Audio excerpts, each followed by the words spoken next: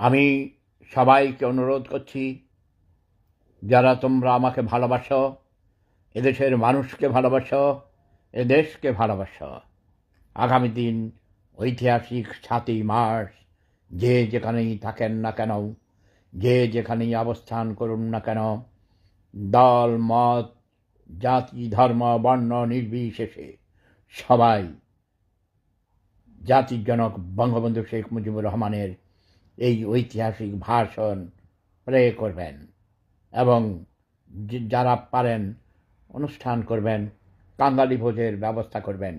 বাংলার মাটিতে যদি কেউ আগামী দিন এই ঐতিহাসিক ভাষণ প্লে করার সময় এবং কাঙালি ভোজ খাওয়াবার সময় কোথাও বাধা সৃষ্টি করে, তাদেরকে রুখে দিবেন। বাধা দিলে বাঁধবে লড়াই, এ লড়াইয়ে জিততে হবে। এটা গণতন্ত্রের লড়াই।